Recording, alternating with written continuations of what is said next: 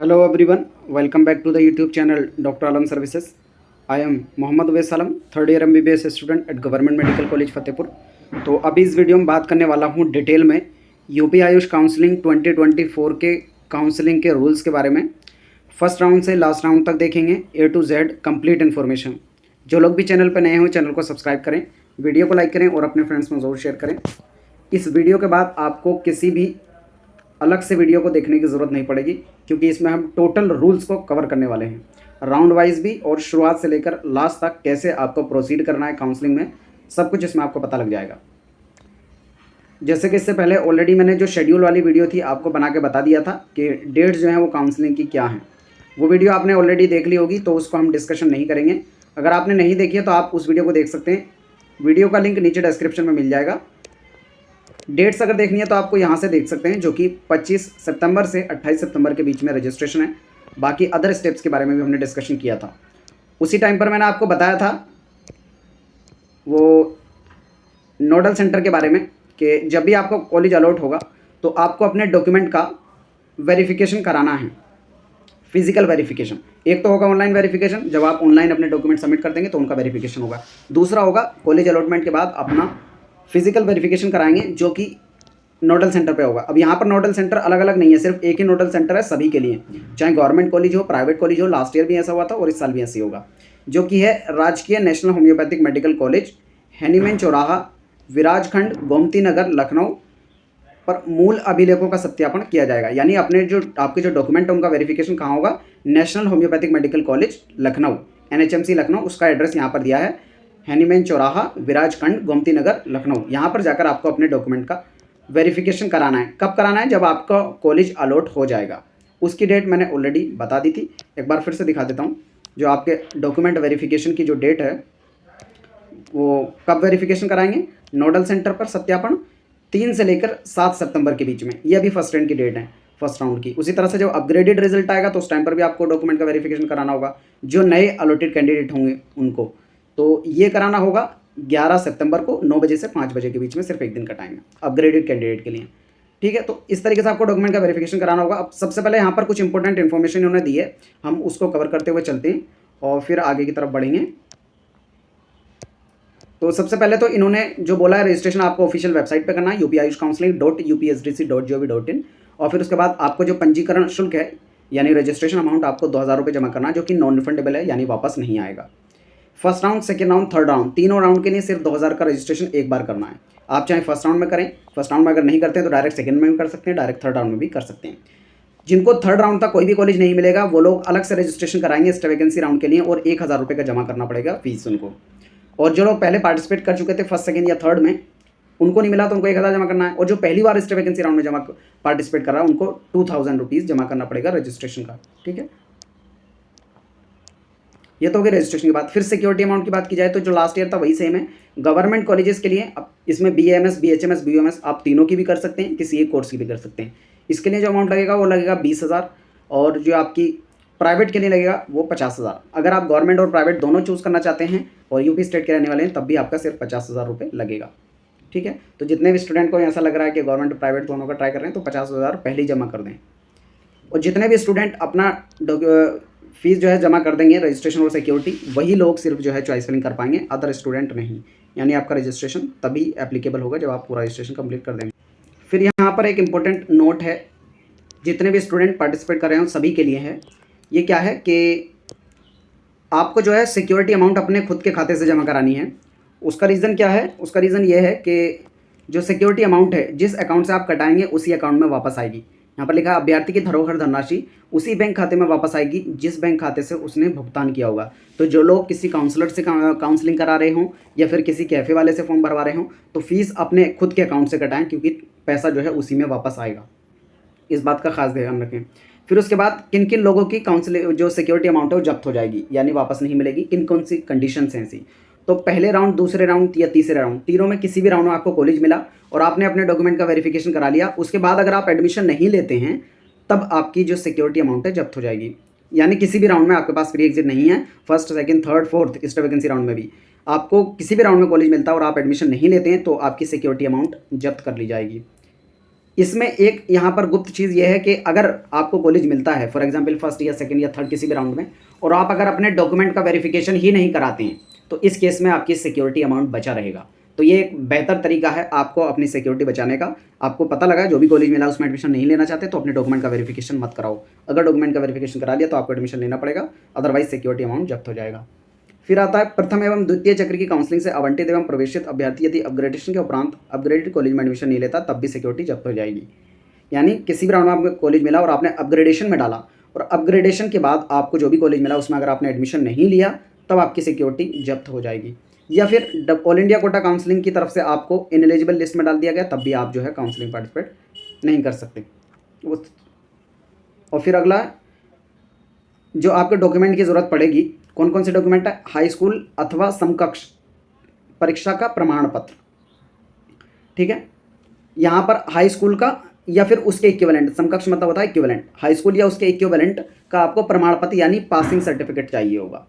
Intermediate अथवा समकक्ष परीक्षा का अंक पत्र, अंक पत्र का मतलब आपका रिजल्ट कार्ड, तो या तो इंटरमीडिएट यानी 12th क्लास या उसके इक्विवेलेंट कोई एग्जाम आपने दिया था तो उसका आपको रिपोर्ट कार्ड यानी रिजल्ट कार्ड लगाना होगा। नीट यूजी का स्कोर कार्ड आपको लेटेस्ट वाला लगाना होगा जो 26/7/2024 को आया था।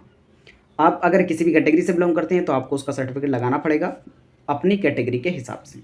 डोमिसाइल सर्टिफिकेट गवर्नमेंट कॉलेज के लिए अगर आप ट्राई करें तब आपको देना होगा। कौन कौन कैंडिडेट होंगे जिनको डोमिसाइल देना है? अगर आपने 10th क्लास या फिर 12th क्लास या दोनों यूपी के बाहर से पास किया है उस केस में आपको डोमिसाइल देना पड़ेगा। या फिर अगर आपने, ये एक नया रूल यहाँ पर आया इसको ज़रूर देख लें, अलीगढ़ मुस्लिम यूनिवर्सिटी अलीगढ़ यानी एएमयू से अगर आपने 10th या 12th या दोनों एएमयू से आपने पास किया है तब भी आपको डोमिसाइल देना पड़ेगा गवर्नमेंट कॉलेजेस के लिए। इससे पहले ऐसा नहीं होता था, जो भी एएमयू के स्टूडेंट थे उनको यूपी का होने की वजह से यानी यूपी से 10th 12th करने की वजह से डोमिसाइल की ज़रूरत नहीं थी। अगर कोई भी कैंडिडेट ऐसा है जिसने 10th और 12th दोनों यूपी से किया है तो उस केस में डोमिसाइल की ज़रूरत नहीं है। अगर आपने दोनों या दोनों में से कोई एक भी बाहर से किया है उस केस में आपको डोमिसाइल सर्टिफिकेट यानी निवास प्रमाण पत्र लगाना होगा। और निवास प्रमाण पत्र यानी डोमिसाइल की कोई भी एज नहीं होती है। जो एज स्पेसिफिकली मांगी है वो मांगी है ईडब्ल्यूएस सर्टिफिकेट की, जो कि 1 अप्रैल 2024 के बाद का होना चाहिए। उसी तरह से ओबीसी सर्टिफिकेट आपका 1 अप्रैल 2024 के बाद का होना चाहिए। और ये दोनों ही सर्टिफिकेट स्टेट वाले होने चाहिए। ऑल इंडिया वाला सर्टिफिकेट नहीं चलेगा, स्टेट का ही चलेगा। इस बात का खास ख्याल रखें, अदरवाइज आपके डॉक्यूमेंट वेरीफाई नहीं होंगे। फिर अभ्यर्थी के आधार यानी आपके वेरिफिकेशन के टाइम पर ही आपको अपना आधार कार्ड देना होगा। वो नहीं है तो अपना driving licence, passport, PAN card ये सब जो है अपना लगा सकते हैं, या फ़ोटो लगी हुई बैंक की पासबुक भी आप यूज़ कर सकते हैं। अब काउंसलिंग को पूरा फ्लो चार्ट में एक बार देखते हैं कि स्टेप बाय स्टेप क्या तरीका रहेगा काउंसलिंग। सबसे पहले आपको रजिस्ट्रेशन करना होगा इस वेबसाइट पर जो कि ऑफिशियल है। फिर रजिस्ट्रेशन फ़ीस का पेमेंट करेंगे 2000 रुपये। सिक्योरिटी अमाउंट जमा करेंगे या तो 20,000 या फिर 50,000। सीट मैट्रिक्स वो आपकी स्टेट मेरिट लिस्ट आएगी। फिर उसके बाद अपनी चॉइस फिलिंग करेंगे, चॉइस लॉकिंग करेंगे। टेंटेटिव सीट अलॉटमेंट आएगा, आपके डॉक्यूमेंट का वेरिफिकेशन होगा नोडल सेंटर पर। फिर आप जो अपना अलॉटमेंट लेटर डाउनलोड करेंगे और अलॉटेड कॉलेज में फिर उसके बाद एडमिशन लेंगे। एडमिशन लेने के बाद अभी एक भी राउंड आपका कंप्लीट नहीं हुआ, आप अपग्रेडेशन भी डाल सकते हैं। जो लोग चाहते हैं उनको ओटीपी के थ्रू ऑनलाइन अपग्रेडेशन भरना होगा। जो लोग अपग्रेडेशन डाल चुके हैं उनको डॉक्यूमेंट और दोबारा से अपग्रेड हुआ मतलब रिजल्ट आएगा फिर से। जो लोग अपग्रेड हो गए हैं उनका डॉक्यूमेंट वेरिफिकेशन होगा, यानी जो पहली बार जिनको कॉलेज अलॉट हुआ है, जिनका पहले वेरिफिकेशन हो चुका था उनको करने की ज़रूरत नहीं है। जिनको अपग्रेडेशन के दौरान न्यू कॉलेज मिला है वो लोग अपने डॉक्यूमेंट का वेरिफिकेशन कराएंगे। अलॉटमेंट लेटर डाउनलोड करेंगे अपग्रेडेड कैंडिडेट, और फिर जो भी आपको नया कॉलेज मिला है उसमें जाकर एडमिशन ले लेंगे। ये पूरा प्रोसेस हो गया जो आपका काउंसलिंग के लिए रहेगा। एलिजिबिलिटी क्राइटेरिया की बात की जाए, आपने नीट में क्वालिफाइड मार्क्स से ऊपर होने चाहिए, जो कि AA CCC की तरफ से ऑफिशियली आया था उसके हिसाब से। इसमें बहुत ज़्यादा इंपॉर्टेंट चीज़ें नहीं है तो इसको हम डिस्कस नहीं करेंगे, अदरवाइज वीडियो बहुत लंबी हो जाएगी। फिर डोमिसाइल की बात यहाँ पर सेम चीज़ जो मैंने ऊपर बताया था। अगर आप गवर्नमेंट कॉलेज के लिए ट्राई कर रहे हैं, BAMS, BHMS या BUMS या तीनों में से कोई भी या तीनों, उस केस में आपको डोमिसाइल सर्टिफिकेट लगाना होगा। लेकिन अगर 10th या 12th आपने यूपी से किया है तो उस केस में डोमिसाइल की ज़रूरत नहीं है गवर्नमेंट कॉलेज के लिए भी। या फिर अगर आपने AMU से पार्टिसिपेट किया है यानी अलीगढ़ मुस्लिम यूनिवर्सिटी से 10th या 12th, तब भी आपको डोमिसाइल लगाना पड़ेगा। तो ये रिक्वायरमेंट है डोमिसाइल सर्टिफिकेट की, कोई एज स्पेसिफिकली नहीं है। आपका ऑनलाइन वाला जो डोमिसाइल सर्टिफिकेट है वही लगेगा। प्राइवेट कॉलेज में आपको डोमिसाइल सर्टिफिकेट की ज़रूरत नहीं है, आप चाहे ऑल इंडिया के स्टूडेंट हों, स्टेट के स्टूडेंट हों, डोमिसाइल की ज़रूरत नहीं है। दूसरी चीज़, एक और नया जो चेंज इस साल आया है जो काफ़ी फ़ायदेमंद है स्टूडेंट के लिए, अगर आप दूसरे स्टेट के रहने वाले भी हैं तब भी आपको आपकी कैटेगरी की बेस पर क्वालिफाइड माना जाएगा। पहले ऐसा होता था, फॉर एग्जांपल कोई स्टूडेंट मानो बिहार का है और उसके जैसे इस बार ओबीसी कैटेगरी के लिए जो क्वालिफाइड मार्क्स है 127 है, तो अगर उस स्टूडेंट के 127 नंबर हैं तो पिछले साल के हिसाब से उसको यूपी में पार्टिसिपेट नहीं कर पाता, क्योंकि उसको ऑल इंडिया से यहाँ पर यूपी स्टेट के अंदर जनरल से काउंट किया जाता और जनरल से क्वालिफाइड नहीं है। लेकिन इस बार ऐसा नहीं होगा। हर स्टेट में इस बार अगर स्टूडेंट किसी भी कैटेगरी से क्वालिफाइड है तो वो अपने स्टेट का जो कैटेगरी सर्टिफिकेट है वो दिखाएगा, उसकी बेस पर क्वालिफाइड हो जाएगा और पार्टिसिपेट कर सकता है। ठीक है, ये प्रोसेस है। तो किसी भी स्टेट के आप स्टूडेंट हो, अगर कैटेगरी से क्वालिफाइड हैं तो अपने स्टेट का जो कैटेगरी सर्टिफिकेट है वो लगाएंगे और आप पार्टिसिपेट कर सकते हैं।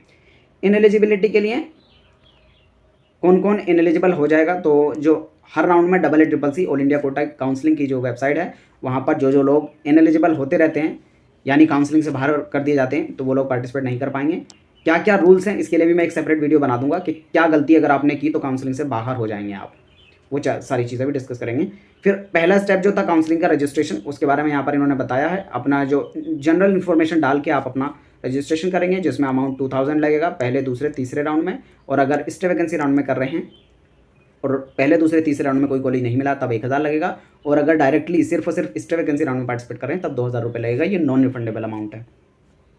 फिर उसके बाद सिक्योरिटी अमाउंट गवर्नमेंट कॉलेज के लिए 20,000 और प्राइवेट के लिए 50,000, जो मैंने पहले भी डिस्कस कर लिया ऊपर। और अगर दोनों में ट्राई करना चाह रहे हैं गवर्नमेंट और प्राइवेट तो उस केस में 50,000 रुपये आपको जमा करना पड़ेगा। ठीक है, फिर उसके बाद आपका यहाँ पर एलिजिबिलिटी क्राइटेरिया बताया गया है कि जो भी सिक्योरिटी अमाउंट जमा कर देंगे सिर्फ वही लोग जो है चॉइस फिलिंग कर पाएंगे। फिर वही सेम इंपॉर्टेंट चीज़ इन्होंने यहाँ पर भी बताई है कि आप जिस भी अकाउंट से सिक्योरिटी अमाउंट जमा करेंगे उसी अकाउंट में वापस आएगी। तो इस बात का खास ख्याल रखें कि आपकी जो सिक्योरिटी अमाउंट है वो आप अपने अकाउंट से कटवाएं। डॉक्यूमेंट वेरिफिकेशन के लिए क्या क्या डॉक्यूमेंट चाहिए होंगे वो भी मैंने आपको ऑलरेडी ऊपर बता दिए हैं। आपको नीट यूजी का प्रवेश पत्र यानी एडमिट कार्ड आपके डॉक्यूमेंट का वेरिफिकेशन के लिए जब आप नोडल सेंटर पे जाएंगे। नीट यूजी का स्कोर कार्ड जो कि लेटेस्ट यानी 26/7/2024 को जो आया था वो होना चाहिए। हाई स्कूल अथवा समकक्ष के अंक पत्र, अब यहाँ पर क्या मांगा है, अंक पत्र यानी रिजल्ट, प्रमाण पत्र यानी पासिंग सर्टिफिकेट, दोनों आपको होने चाहिए। प्रवेश पत्र यानी आपका एडमिट कार्ड, तो अगर 10th का एडमिट कार्ड आपके पास है तो वो भी ले जाना है। आपके पास अंक पत्र, रिजल्ट, ये तो ले जाना ही ले जाना है, और फिर उसके बाद पासिंग सर्टिफिकेट, ये दोनों ले जाना ही है। अगर आपके पास एडमिट कार्ड नहीं है तो चल जाएगा, उसकी बहुत ज़्यादा ज़रूरत नहीं है।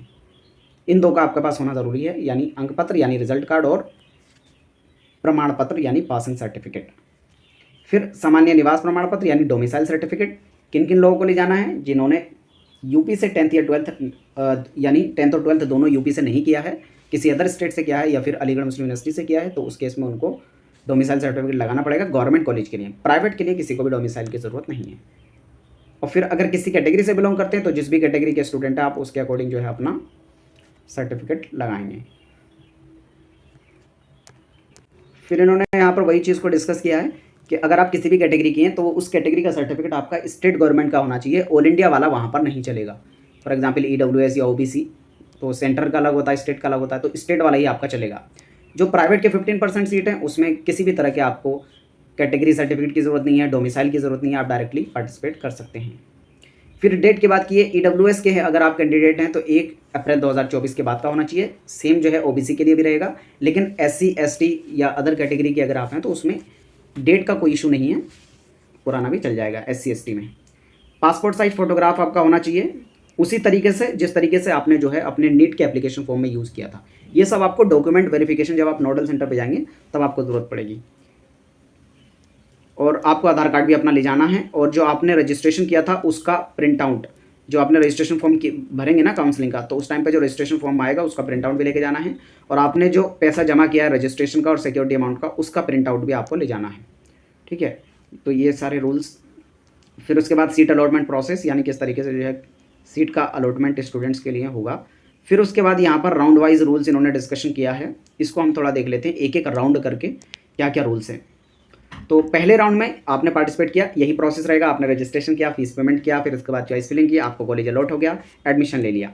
उसके बाद अगर आप अपग्रेडेशन करना चाहते हैं तो अपग्रेडेशन के लिए आपको OTP के माध्यम से अपग्रेडेशन के लिए फॉर्म भरना होगा, यानी ऑनलाइन वेबसाइट के थ्रू आपको OTP डाल के और विलिंगनेस देना होगा कि मैं पार्टिसिपेट करना चाहता हूँ। फिर उसके बाद जो भी आपका रिजल्ट आएगा अपग्रेडेशन के बाद, तो न्यू कॉलेज में अगर आपको अलॉट होता है तो वहाँ जाकर आपको एडमिशन लेना पड़ेगा, या फिर पहली बार अगर आपको अपग्रेडेशन में कॉलेज मिलता है तो आपको अपना डॉक्यूमेंट पहले वेरिफिकेशन कराना होगा 1 दिन के अंदर अंदर, और फिर जाकर एडमिशन लेना होगा।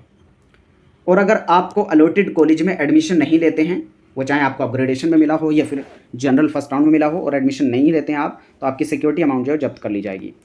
उसी तरह से फिर दूसरे राउंड के रूल, सेकेंड राउंड में आप दोबारा से रजिस्ट्रेशन कर सकते हैं ऐसे कैंडिडेट जिन्होंने अभी तक पार्टिसिपेट नहीं किया था, यानी जिन्होंने फर्स्ट राउंड में रजिस्ट्रेशन नहीं कर पाए थे किसी भी वजह से, वो रजिस्ट्रेशन सेकेंड राउंड में कर सकते हैं।